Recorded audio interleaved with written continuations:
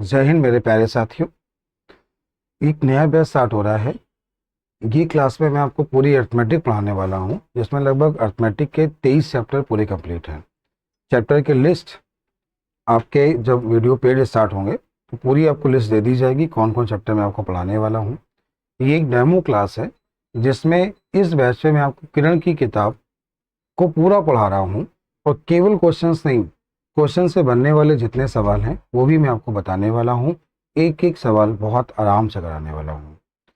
तो ये किरण की किताब की पीडीएफ होगी, पीडीएफ आपको मिल जाएगी। इस पीडीएफ के सारे क्वेश्चंस मैं आपको सारे सॉल्व कराऊंगा, लाइव सॉल्व कराऊंगा। और आपको हफ्ते में एक दिन डाउट क्लास भी दूंगा। हफ्ते में एक दिन आपको डाउट क्लास भी आपको मिलेगी। तो चलिए शुरुआत करते हैं। पहला क्वेश्चन जो आपके सामने है, अगर आप लोग देख पा रहे हैं, वैसे स्पष्ट दिखाई दे रहा होगा, बस एक बार थोड़ा कोशिश करें। एक ही क्वेश्चन आपको स्पष्ट दिखाई देगा, कतई परेशान ना हो। ये आपके सामने सवाल। पहला क्वेश्चन ये है, 1 से 100 तक सभी संख्याओं के अंकों का योग क्या है। एक बार ध्यान से देखिएगा, वहां क्या लिखा है, अंकों का योग बोला है, संख्याओं का योग नहीं बोला है। अगर संख्याओं का योग बोला होता तो आप सभी को पता है, आपने फॉर्मूले पढ़े हैं समांतर श्रेणी में। Sn बराबर n/2 2a plus n-1 into D. आपने एक फॉर्मूला और पढ़ा होता है, Sn बराबर na प्लस l/2। अब जैसे उसने बोला कि 1 से 100 तक संख्याओं का योग क्या है, ये सवाल होता संख्याओं का योग क्या है। 1 से 100 तक 100 पद हो गए, पहला पद अंतिम पद बटे 2 किया, ये हो गया 50। तो क्वेश्चन का आंसर आ गया 5050। ऑप्शन में दिया है लेकिन आंसर सही नहीं है, क्योंकि ये क्या बोला है, संख्याओं का योग। और मैं आपको फिर कह रहा हूं कि मैं केवल क्वेश्चंस नहीं कराऊंगा, मैं आपको बहुत सारी नई चीजें बताऊंगा जो आपने पहले कभी नहीं सुनी होंगी। आप बहुत कुछ नया सीखने वाले हो। जैसे अब क्या हुआ कि अगर प्राकृतिक संख्याओं में ऐसे सवाल आपको दिए जाएं, 1 से 100 तक, 1000 तक, 10,000 तक, 5,000 तक, कहीं तक दिए जाएं, आप किल क्वेश्चन को देखना सीख जाइए। देखना सीख जाएंगे तो आप क्वेश्चन सीख जाएंगे। जैसे ये सवाल आपको बोला गया, तो 10 तक दिया है, 10 का आधा करिए 5, उसको एक बार और लिख दीजिए। 100 का आधा करिए 50, उसको एक बार और लिख दीजिए। इसका आधा करिए 500, इसको एक बार और लिख दीजिए। ये कहाँ कहाँ अप्लाई होगा, कैसे सवाल बनते हैं, किस टाइप के क्वेश्चन एग्जाम में आते हैं, पूरी बात समझ में आएगी, कतई परेशान नहीं होना। अभी हम लोग इस क्वेश्चन पे आते हैं, 1 से 100 तक सभी संख्याओं के अंकों का योग क्या है। मैं आपके सामने लिख इसलिए रहा हूं ताकि आपको समझ में आ जाए। तो आपके सामने मैं काउंटिंग लिख रहा हूं, 1 2 3 4 5 6 7 8 9 10। इसके बाद लिखा है 11 12 13 14 15 16 17 18 19 और 20।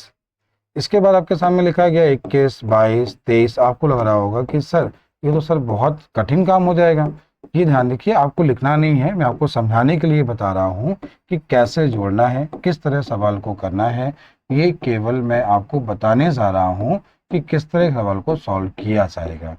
ये आपने काउंटिंग यहाँ तक लिखी, 100 तक की काउंटिंग आपने जैसे ही लिखी। अंकों का योग बोला था, 1 से 9 का योग आप सभी को पता है, 1 से 9 का योग 45 होता है। कैसे निकाला, ये आपने निकाला Sn बराबर Na प्लस l/2 से। उसने 1 से 9 तक बोला तो n का मान 9 हुआ, पहला पद 1, अंतिम पद 9 बटे 2। आपने इसको सॉल्व किया तो कितना मिल गया, 45। क्या आपको इतनी बात समझ में आ रही है। 1 से 9 इकाई के स्थान पर, फिर इकाई के स्थान पे, फिर इकाई के स्थान पर 100 तक गिनती की 10 लाइनें होती हैं।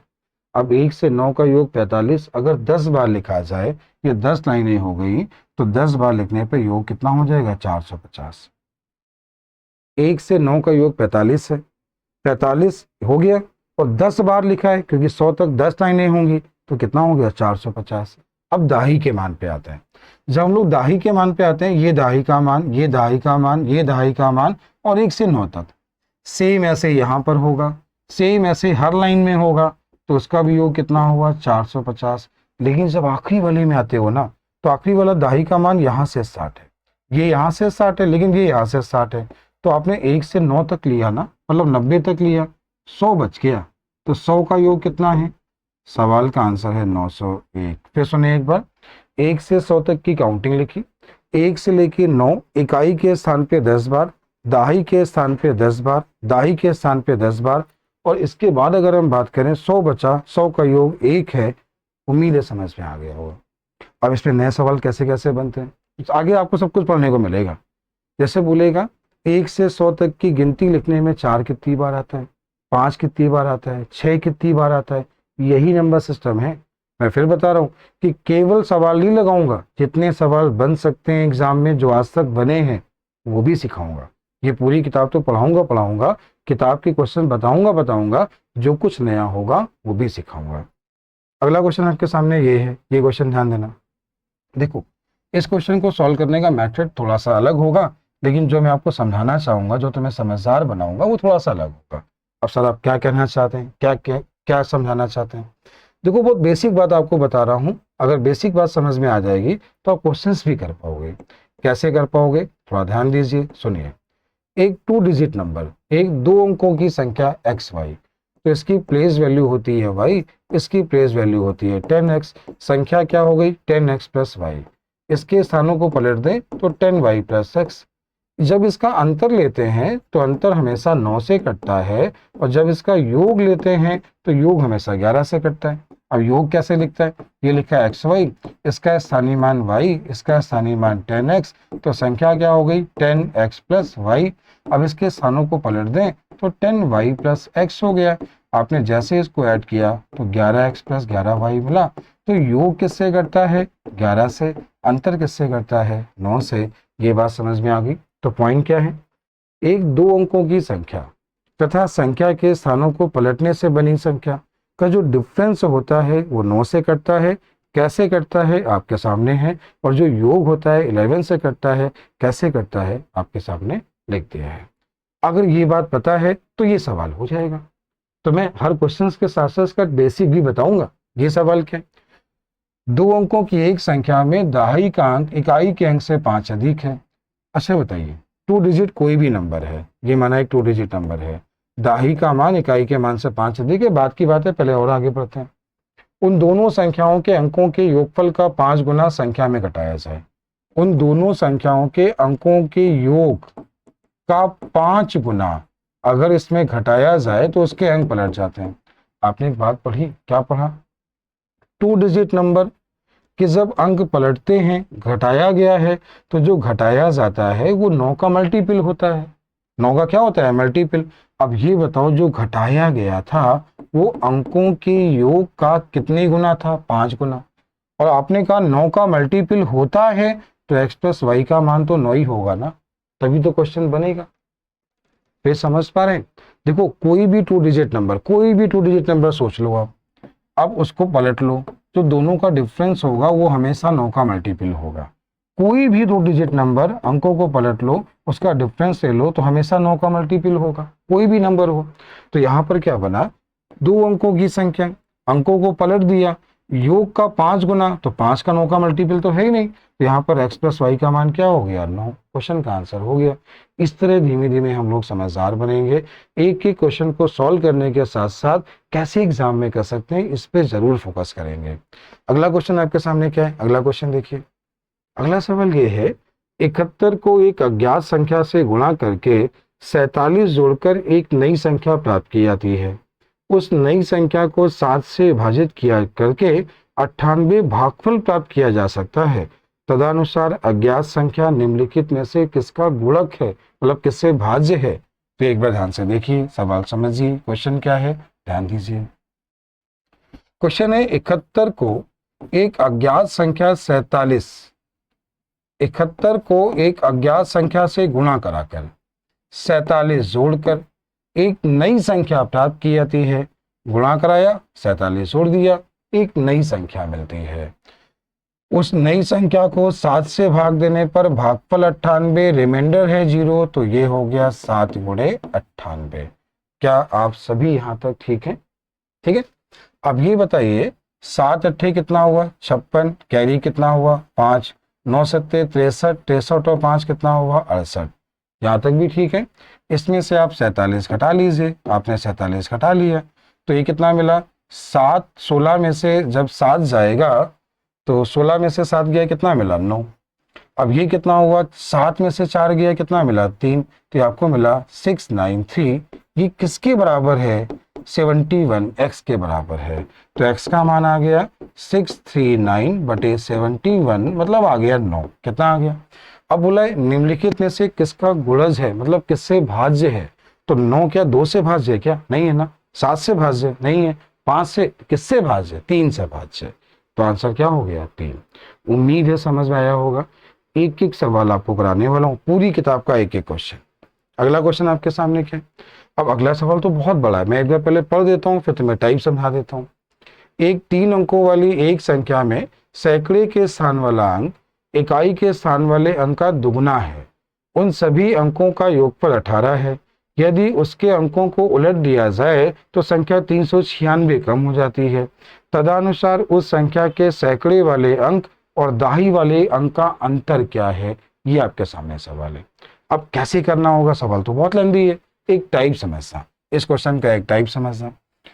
एक 3 अंकों की संख्या x y z है। इसका इकाई का मान क्या है, तो आपने कहा z है। मतलब इकाई का मान मतलब समझते हैं, स्थानीय मान की बात कर रहे हैं। इसका स्थानीय मान क्या है, 10y है। इसका स्थानीय मान क्या है, 100x है। तो संख्या कुछ ऐसी हो गई। आपने इसके स्थानों को पलट दिया तो कुछ ऐसा बना। इसकी प्लेस वैल्यू, इसकी प्लेस वैल्यू और इसकी भी प्लेस वैल्यू, जब आपने इसको लिखा और जब माइनस किया तो ये देखिए ये y कट जाएगा। ये मिला 99x माइनस 99z। कॉमन क्या मिला, 99। ये जरूर ध्यान रखना कि मिला क्या, x माइनस z। क्या मिला, x माइनस z। अब सवाल क्या है, एक बार पढ़िएगा। अगर ये बात समझ में आ गई है तो क्वेश्चन 100% समझ में आ जाएगा। 3 अंकों वाली एक संख्या में सैकड़े के स्थान वाला अंक इकाई के स्थान का दुगुना है। देखो 3 डिजिट नंबर है, ठीक है। सैकड़े के स्थान वाला अंक इकाई के स्थान से क्या है, दुगुना है। अब क्या कह रहा है, इनका योग 18 है। संख्याओं को उलटने पे संख्या 396 कम हो जाती है। तो उसको जब पलटते हो तो संख्या कितनी कम हो जाती है, 396 कम हो जाती है। तो 396 में किसका भाग दोगे, क्योंकि संख्या 99 से कटती है। ये 4 मिला। ये इकाई के मान और सैकड़े का मान का अंतर। एक्स और जेड का मतलब क्या है, इकाई और सैकड़े का मान का अंतर। सवाल में साफ साफ लिखा है क्या, कि इकाई के स्थान वाले अंक का दुगुना है। तो ये वाला जो मान है ये इसका दुगुना है। दोनों का डिफरेंस क्या है, 1 है। 1 का मान क्या है, 4 है। अगर ये 4 है तो ये 8 है। 8 4 12 है तो ये 6 है, क्योंकि तीनों का योग 18 सवाल में दिया है। योग कितना दिया है, 18। अब एक बार ध्यान से देखो, पूछा क्या है कि उस संख्या के सैकड़े वाले और दाही वाले मान का अंतर। तो सैकड़े और दाही का डिफरेंस कितना है, 2। सवाल का आंसर आ गया। सवाल इतनी सी जगह में हो गया, लेकिन इसके लिए टाइप ये समझना था। आपको अगर ये टाइप पता है तो क्वेश्चन इतना आसानी से हो जाएगा। शायद समझ में आ गया होगा। अगर कोई चीज नहीं आती है, मैं इसीलिए एक डाउट क्लास भी आपको दे रहा हूँ। अगर मानो क्वेश्चन आपको कम समझ में आया, आप उसमें मार्क कर लीजिए कि क्वेश्चन नंबर 4 सर हमें कम समझ में आया। एक दिन ऐसा रखूंगा हर शनिवार का दिन, जिस दिन लंबी मैराथन क्लास होगी, लाइव होगी। जिन बच्चों ने कोर्स लिया है उनकी डाउट क्लास भी होगी।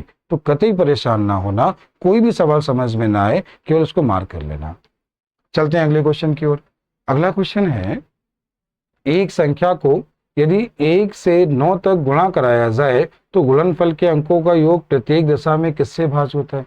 अच्छा, आपको जानकारी होगी 9 के अंकों का नियम, 9 का नियम ये होता है, किसी भी संख्या के अंकों का योग 9 से कट जाए, उसका डिजिट सम जो होता है 9 से कट जाए। ये 9 के पहाड़े की खासियत भी है कि 9 का गुणा तुम चाहे जितनी बार कराओ, जैसे 9 दूनी 18, 8 1 9, 9 3 27, 7 2 9, 9 चौको 36, 6 3 9। तो एक संख्या है, 1 से 9 तक गुणा कराने पर उसका योग हमेशा क्या आता है, 9। वो संख्या कौन सी है, 9। 9 को किसी भी प्राकृतिक संख्या से गुणा कराओ, उसका योग हमेशा 9 ही आता है। अगला क्वेश्चन आपके सामने क्या है, यदि दो संख्याओं का योगफल 50 है। दो संख्याओं का योगफल क्या है, 50। फिर बोला है इसमें से एक संख्या दूसरे का 2/5 है। अच्छा ही बताओ, एक संख्या दूसरे का 2/5 है, मतलब एक संख्या को माना 5 तो एक संख्या को माना 2। 5 2 7, 7 का मान 50 तो 1 का मान 50/7। तो ये 5 का मान निकालना है तो इसने 5 का गुणा कराइए, और 2 का मान निकालना है तो 2 का गुणा कराइए। उसने बोला संख्याएं क्या हैं, तो आंसर है 250/7 और 100/7। संख्याएं क्या हैं, 250/7 और 100/7। ईमानदारी से बता रहा हूं, ये एक डेमो क्लास थी। एक एक सवाल अर्थमेटिक के 23 चैप्टर, मतलब इसमें कौन कौन से हैं, नंबर सिस्टम है, एलसीएम एचसीएफ है, सिंप्लीफिकेशन है, घातांक करनी है, परसेंटेज है, प्रॉफिट एंड लॉस है, एसआई है, सीआई है, एलिगेशन है। इसके बाद बट्टा है, बट्टा में आपको पढ़ाऊंगा। टाइम एंड डिस्टेंस है, टाइम एंड डिस्टेंस के बाद प्रॉब्लम ऑफ ट्रेन है, बोट एंड स्टीम है, रेस है, टाइम एंड वर्क है, पाइप और टैंक है, रेशियो है, मिस समानुपात है, इसके बाद पार्टनरशिप है, इसके बाद प्रॉब्लम ऑफ फेज है, इसके बाद मेंसुरेशन। ये इतने चैप्टर मैंने आपको जो गिनाए हैं, ये सारे चैप्टर आपको इस कोर्स में मिल जाएंगे। और 299 रुपये मंथली फीस है। हर शनिवार को डाउट क्लास भी होगी, और कोशिश करूंगा कि बहुत लंबा ना खींचूं, लंबी क्लास लूं, ताकि आपका कोर्स जल्दी समाप्त हो जाए। टाइम ड्यूरेशन की बात करूं, मैक्सिमम 5 मंथ ये ड्यूरेशन है, कि 5 महीने के अंदर अंदर बोला है, ऊपर नहीं आएगा, 5 महीने के अंदर मैथ का पूरा कोर्स समाप्त हो जाएगा। बहुत अच्छा मौका है, अपने छोटे भाई बहनों को जरूर शेयर करिएगा। और जो अगर आप तैयारी कर रहे हैं तो आपके लिए अच्छा है, आप तैयारी कर चुके हैं तो छोटे भाई बहनों से ही बोलो, घर पे बैठ के पढ़ो। एक एक क्वेश्चन लाइन से कराने वाला हूँ, पूरे टाइप बनाने वाला हूँ, प्रॉपर आपके नोट्स बन जाएंगे।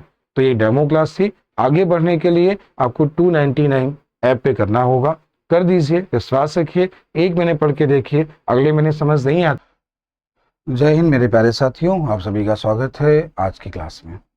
जैसा कि पता है, मैं किरण की किताब पढ़ा रहा हूँ। किरण की किताब में आपको एक डेमो क्लास मिली है, जिसमें केवल मैंने आपको 6 क्वेश्चन सिखाए थे, और जिसमें मैंने ये कहा था कि क्वेश्चन मैं आपको कैसे पढ़ाने वाला हूँ, मैंने आपको ये बताया था। पहली बात तो मैं आपको बता दूं कि मैं एक ही क्वेश्चन लगवाने वाला हूं, केवल सवाल नहीं, क्वेश्चन के करने के मेथड, एग्जाम में क्वेश्चन को कैसे अटेंड करना होगा, साथ साथ ये भी सिखाना है। तो मैंने अब फिर से बोला था कि मैक्सिमम समय 5 महीने का होगा। 5 महीने में जो मैंने चैप्टर आपसे कहे थे वो सारे चैप्टर कंप्लीट हो जाएंगे, अर्थमेटिक के लगभग 23 चैप्टर। तो आराम से घर पे बैठ के पढ़ सकते हैं। तो पहला क्वेश्चन आपके सामने, आज का पहला क्वेश्चन आपके सामने है। इस क्वेश्चन को एक बार देखें और कोशिश करें, सबसे पहले ये कोशिश करें, क्या सवाल को बिना पेन चलाए कर सकते हैं। अगर क्वेश्चन बिना पेन चलाए हो जाता है फिर इसका सॉल्व करने का मेथड सीखते हैं। 4 संख्याओं का योग 48 है। पहली संख्या में, पहली 2 संख्याओं में 5 और 1 जोड़ा जाता है, और तीसरी और चौथी संख्या में 3 और 4 घटाया जाता है। दोनों संख्याओं का अंतर क्या है? अच्छा बताओ, पहले में आपने 5 जोड़ा, अगले में आपने 1 जोड़ा, तो पहले में 5 जोड़ा, अगले में 1 जोड़ा, दोनों समान हो जाते हैं।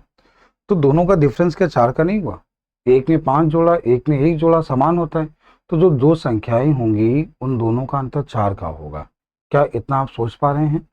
देखो, दोनों का अंतर 4 का होगा। आपने ऑप्शन देखे, पहला गलत, दूसरा गलत, तीसरा गलत, चौथा सही। 6 और 10 में अंतर 4 का होगा। एक बार चेक कर लेते हैं, चलिए चेक कर लेते हैं। देखो, ऑप्शन आपने उठाए, पहले में 5 जोड़ा, दूसरे में 1 जोड़ा, इसके बाद 3 घटाया और 7 घटाया। क्वेश्चन को ऑप्शन से उठाना जब संख्याएं बोले, सॉल्व करना तो मैं सिखाऊंगा ही। इसमें आपने 5 जोड़ा 11 बना, 1 जोड़ा 11 बना, 3 घटाया 11 बना, 7 घटाया 11 बना, चारों संख्याएं बराबर हो गई, चारों संख्याएं बराबर हो गई। क्वेश्चन हो गया। तो कोई भी सवाल दिया हो, कभी भी संख्या बोले, तो क्वेश्चन को सॉल्व कभी मत करना। अब सॉल्व करना है तो कैसे करना है, चलिए इस पे बात कर लेते हैं। सॉल्व करना है तो कैसे करना है? आपने 4 number A, B, C, D लिखे। इन चारों संख्याओं का जो योग है वो कितना है? 48 है। आगे लिखे हैं, जब पहली संख्या में, पहली 2 संख्याओं में 5 और 1 जोड़ा जाता है, तो ये A में आपने 5 जोड़ा और B में आपने 1 जोड़ा, ऐसा आपने किया। तीसरी और चौथी संख्या में 3 और 7 घटाया जाता है। ऐसा करने पर ये चारों नंबर आपस में बराबर हो जाते हैं। बराबर में क्वोशिएंट k मान लिया। तो जब इसका मान आपने k माना, तो जो a का मान हो जाएगा, क्या वो k-5 हो जाएगा?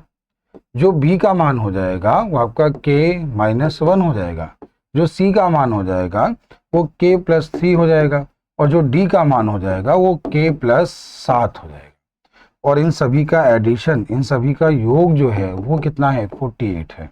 अब देखिए 7 3 10 हुआ, 10 में से आपका 6 चला गया तो प्लस का 4 मिला, 10 में 6 चला गया प्लस का 4 मिला, प्लस का जब 4 मिला उधर जाएगा तो घट जाएगा। ये मिला 4k बराबर इतना, तो k का मान कितना मिला, 11। यहाँ तक सबको समझ में आ गया होगा, k का मान 11 आ गया है। अब देखिए 11 में अगर आप 5 घटाएं तो कितना मिलेगा, 6। 11 में 1 घटाएं कितना मिलेगा, 10। 11 में 3 जोड़ें कितना मिलेगा, 14। और इसमें अगर 7 जोड़ें 11 में कितना मिलेगा, 18। तो ए का मान क्या है, 6, बी का मान क्या है, 10, सी का मान क्या है, 14, डी का मान क्या है, 18। उम्मीद है आप सभी को तरीका समझ में आ गया होगा। जब कभी संख्याएं बोले तो क्वेश्चन को ऑप्शन से उठाइए, वो बोले बड़ी संख्या, उन संख्याओं में बड़ी संख्या, तो करने का मेथड भी मैंने आपको बता दिया है। उम्मीद है आप लोग तरीका सीख गए होंगे। इस टाइप के जितने सवाल होते हैं सब में तरीका ऐसे ही होता है। चलते हैं अगले क्वेश्चन की ओर।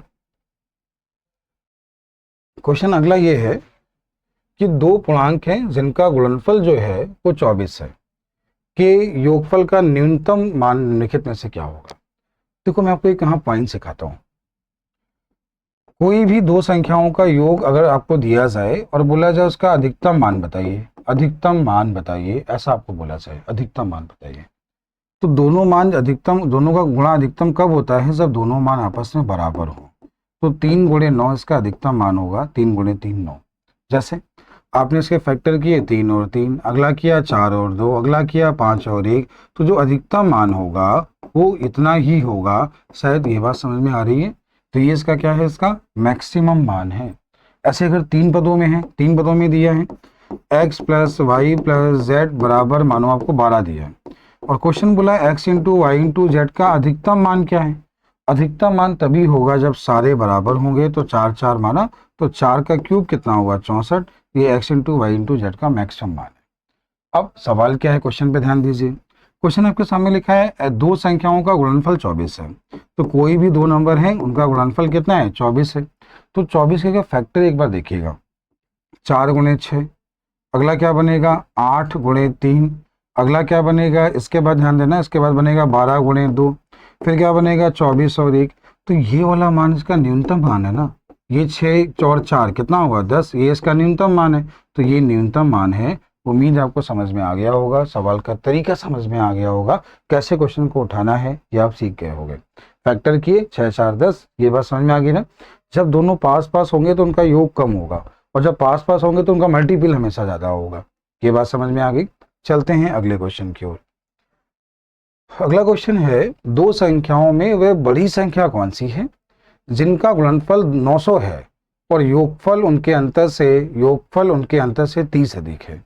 अच्छा एक चीज ये बताओ, देखो उसने बोला दो संख्याओं का गुणनफल जो दिया है आपको 900 दिया है, आगे बोला है उनका जो योगफल है वो उनके अंतर से कितना अंतर है, 30 अधिक है। अच्छा ये बताइए, ये यहाँ पे क्या होगा, माइनस, ये हो जाएगा प्लस, कैंसिल हो गया। यहाँ से मिला आपको 2y, ये आपको y मिला है, और ये क्या लिखा है प्लस, क्या देखो ये भी प्लस हो जाएगा। तो 2y का मान अगर 30 हो गया तो y का मान 15 आ गया। तो एक बार सुने, दो संख्याओं का गुणनफल यहाँ पे 900 था, आगे बोला है उनका योगफल उनके अंतर से 30 अधिक है।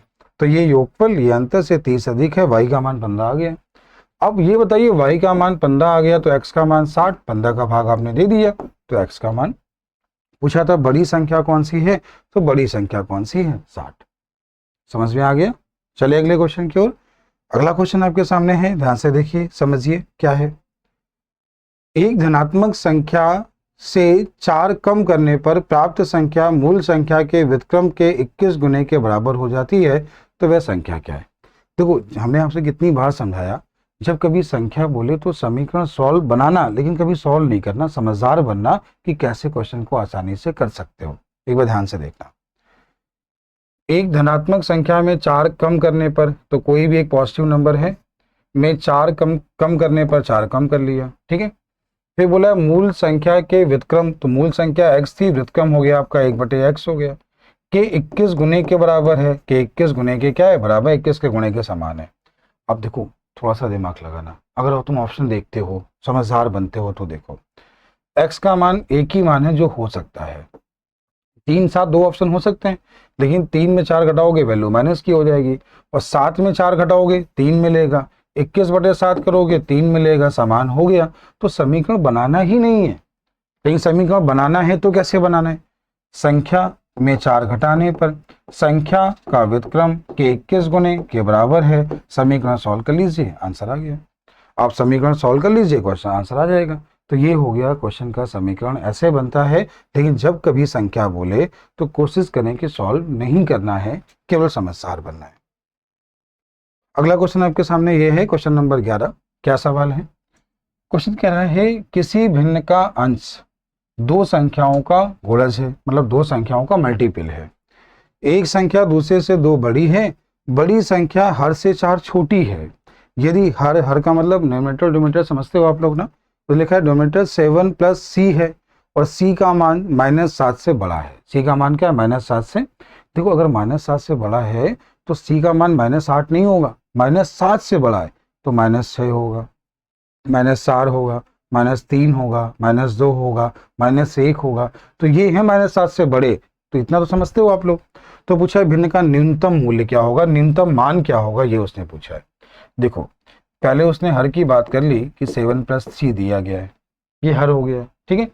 अब इसके बाद ध्यान देना, इसके बाद सीखना, एक बड़ी संख्या हर से 4 छोटी है, तो भैया हर से 4 छोटी है, इसमें 4 कम किया तो ये आ गया। और उसने बोला है जो दोनों संख्याओं का गुणनफल है उसमें से एक संख्या दूसरे से 2 बड़ी है, तो अगला नंबर आपका 1 + c आ गया। आप इसको ऐसा भी लिख सकते हो कि ये नंबर c + 1 हुआ, ये इससे 2 ज़्यादा हो गया, और ये इससे क्या हो गया, तो यहाँ पर क्या हो गया, ये इससे क्या है, c + 7 मान दिया गया है। अच्छा ये बताओ, अगर तुमने यहाँ c का मान -1 रखा तो ये तो 0 हो जाएगा, ऊपर 0 आ गया तो क्वेश्चन भिन्न बनेगी नहीं फिर तो। अब यहाँ 7 तुम रख नहीं सकते, 3 रख नहीं सकते, तो क्या क्या मान तुम रख सकते हो? तुम रख सकते हो 2, तुम रख सकते हो 4, तुम रख सकते हो 5। तुमने रख के चेक किया, तुमने जैसे यहाँ पे न्यूनतम मान यहाँ पे 2 रखा, तो 2 जब आपने रखा तो 2 में से 1 गया तो आपको मिला -1, और यहाँ 2 मिला, -2 मिला, तो आपने -2 रखा तो +1 मिला, और बटे में जो मिला इंटू में है, तो देखो प्लस गुणे माइनस क्या होता है, माइनस, और बटे में जो आपने -2 रखा तो कितना मिला, ये इसका न्यूनतम मान मिलेगा। मान आप 2 4 5 रख सकते हो, लेकिन मिनिमम बोला है तो मिनिमम मान क्या है, 1/5। उम्मीद है समझ में आया होगा। फिर से एक बार मेरी बात सुन लीजिए, क्या कहना चाह रहा है। दो भिन्नों का एक भिन्न है, किसी भिन्न का अंश दो संख्याओं का गुणज है। एक संख्या दूसरे से 2 बड़ी है, तो एक नंबर दूसरे से 2 क्या है, बड़ा है।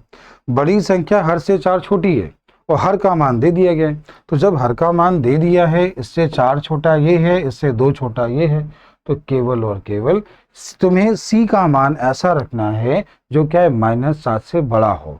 तो -6, -5, -7, -3, -2, 7 होगा नहीं, 3 होगा नहीं, 1 होगा नहीं, रख के चेक किया, क्वेश्चन -1/5 मिला, तो ये भिन्न का मान हो गया न्यूनतम। उम्मीद है समझ में आ गया होगा। देखो अगर कोई भी चीज़ समझ में नहीं आती, ध्यान रखना जो लोग लाइव पढ़ रहे हो, अगर तुम्हें कोई बात समझ में नहीं आती, कोई डाउट रहता है, तो हर शनिवार आपकी डाउट क्लास होगी। जितने लोग ये पेड बैच ले रहे हो, कतई परेशान ना होना, मेरा व्हाट्सएप नंबर आपके पास होगा, और हर शनिवार आपकी डाउट क्लास होगी। उसमें जो क्वेश्चन तुम्हें समझ में नहीं आएगा, मैं उसको अच्छे से डिस्क्राइब करूंगा, बताऊंगा। 5 दिन लगातार पढ़ाऊंगा, 1 दिन डाउट क्लास लूंगा, ठीक है। तो उम्मीद है आप मेरी बात समझ पा रहे होंगे। जो लोग अगर वीडियो तुम्हें मैथ सीखनी है, घर बैठ के प्रॉपर पूरी मैथ सीखनी है, तो एक बार कोर्स ले लो। 100% कह रहा हूँ, तुम्हारा जो सिलेक्शन है ना, तुम्हें लगेगा कि मुझे मैथ से डर खत्म हो गया, सर मेरा मैथ्स में कोई दिक्कत नहीं है, और खासकर अर्थमेटिक में कोई समस्या तो है ही नहीं। तो इतना आप लोग देख लीजिएगा, फीस बहुत ज़्यादा नहीं है, 299 मंथली है। क्लास सोमवार से शनिवार है, सुबह का बैच लाइव रहेगा, एप्लीकेशन पे लाइव रहेगा, तो एक बार देख लो, घर बैठ के पढ़ सकते हो। 1 महीने का कोर्स लेके देखो, अगर तुम्हें लगे कंटिन्यू अच्छा करना है तो कर लेना, 1 महीने तो रिस्क ले सकते हो ना, 1 महीने देख के देखो एक बार केवल। अगला क्वेश्चन क्या है, 3 संख्याओं का योग 252 है। पहली संख्या दूसरी संख्या से तिगुनी है, और तीसरी संख्या पहली संख्या की 2/3 है।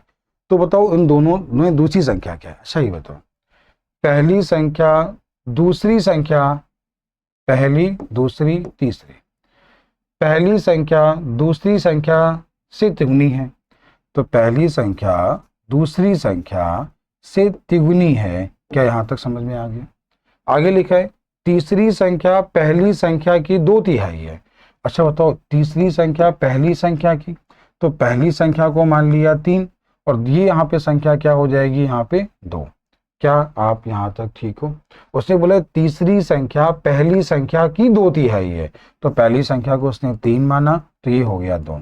ये कॉमन नंबर बराबर हो गया, तो इसका मान 3, इसका मान 1, इसका मान 2। ये नंबर पहला है, ये नंबर दूसरा है, ये नंबर तीसरा है। तीनों का योग कितना हुआ? आपने कहा तीनों का योग सर 6 हुआ। 6 का मान 252 है, तो 1 का मान निकाला, तो ये 1 का मान मिला आपको कितना, 42। और जो 1 का मान है वही तो कौन सी संख्या है, दूसरी संख्या। और क्वेश्चन ने पूछा क्या है, दूसरी संख्या, तो ये हो गया। नहीं समझ में आया कोई बात नहीं, दोबारा सुनो समझो। 3 संख्याओं का योग है, पहली संख्या दूसरी संख्या की तिगुनी है, तो कोई भी 3 नंबर लिखे आपने। पहली संख्या उसने बोला दूसरी संख्या से तिगुनी है, आगे क्या इसके बाद लिखा, तीसरी संख्या पहली संख्या की 2/3 है। देखो उसने बोला तीसरा नंबर पहले नंबर का, तो पहले नंबर का जब 2/3 उसने बोला तो इसको माना 3, इसको माना 2। तो उम्मीद है अगर इतनी बात समझ गए हो तो रेशियो आ गया होगा और क्वेश्चन सॉल्व। अगला क्वेश्चन आपके सामने है, क्वेश्चन नंबर कौन सा है, क्वेश्चन नंबर 13। सवाल थोड़ा ध्यान से पढ़िएगा, क्वेश्चन की लैंग्वेज बहुत अच्छी है, ध्यान से देखिएगा। सवाल आपके सामने ये है, 2 संख्याओं का गुणनफल 48 है। इनमें से एक संख्या एक तिपहिया साइकिल के पहियों की संख्या, किसी पक्षी के पंखों की संख्या और आपके हाथों की उंगलियों की संख्या के दुगने की योगफल को भाग देने से प्राप्त होती है। देखो सुनना, 2 संख्याओं का जो मल्टीपल है वो कितना है, 48 है। इसमें से यदि एक संख्या एक तिपहिया साइकिल के पहियों की संख्या से, तो तिपहिया साइकिल के पहियों की संख्या कितनी हो गई, 3। किसी पक्षी के पंखों की संख्या 2, आपके हाथों की उंगलियों की संख्या 5 के दुगने का योगफल, तो ऊपर 12 मिला बटे 3 मिला, तो एक संख्या 4 मिली। जब एक संख्या 4 मिली तो अगली संख्या 4 का भाग दे दिया, तो अगली संख्या 12 मिली। मतलब क्वेश्चन को केवल सही से पढ़ना था, ना आया हो एक बार और देख लीजिए, आ जाएगा। तो ये मैंने आपको 2 डेमो क्लास दे दी हैं।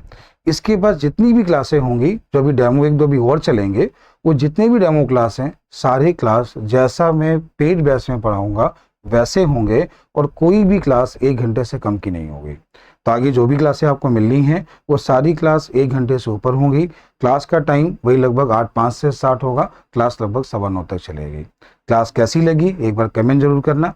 थैंक यू, जय हिंद मेरे प्यारे साथियों।